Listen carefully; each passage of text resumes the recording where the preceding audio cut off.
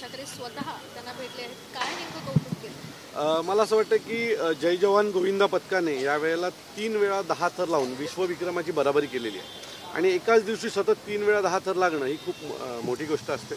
तर ही सगळेच जण आज सन्माननीय साहेबांना भेटायला आले होते. 2016ला ज्या वेळेला दहीहंडी सणामुळे बंदी आली होती त्यावेळेला या सर्व मंडळांच्या पाठी सन्माननीय राजसाहेब खंबीर उभे होते.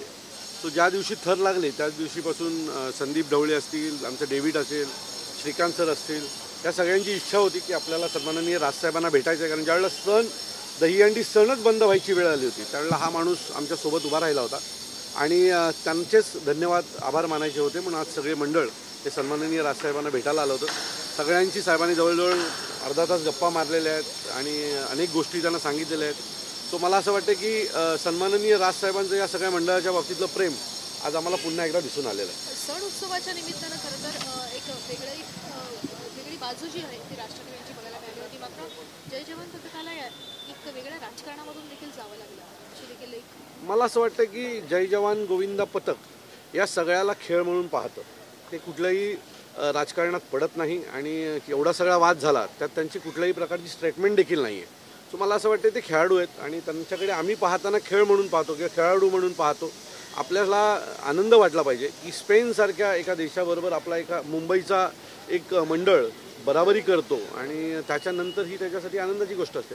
सो तो मंडळ त्याला खेळ म्हणून पाहतो. त्या कुठल्याही राजकारणात त्यांची कुठली ह्या दरम्यान स्टेटमेंट नाही आहे आणि याच्या पुढेही मला असं वाटतं ह्याच्या पुढेही जर ते विश्वविक्रम करतील त्यावेळेलाही मंडळातील सगळी मुलं ही साधी मुलं आहेत. त्यांना काही कुठल्या राजकारणाची काही घेणं देणं नाही आहे.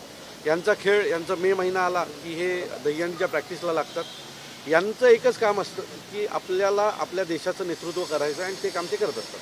म्हणजे खरं तर ऑलिम्पिकमध्ये जर दहीहंडीचा सहभाग केला तर ऑलिम्पिकचं एक मेडल भारतासाठी पक्कं होईल, ते म्हणजे दहीहंडीतून. बालगोविंदांचं विशेष कौतुक केलं राज ठाकरेंनी. काय म्हणाले बालगोविंदांना? नाही, त्यांना प्रत्येकाला साहेबांनी विचारलं कोण कितव्या थरावर असतं, वरती कोण चढलेलं, सगळी माहिती घेतली. त्यांना सह्या हव्या होत्या राजसाहेबांच्या.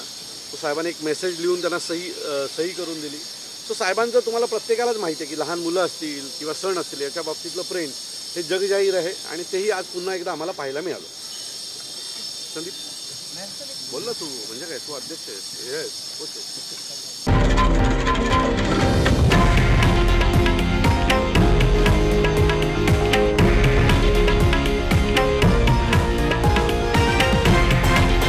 हे आहे देशातील नंबर 1 न्यूज नेटवर्क आणि आपण पाहत आहात TV9 मराठी, एकमेव.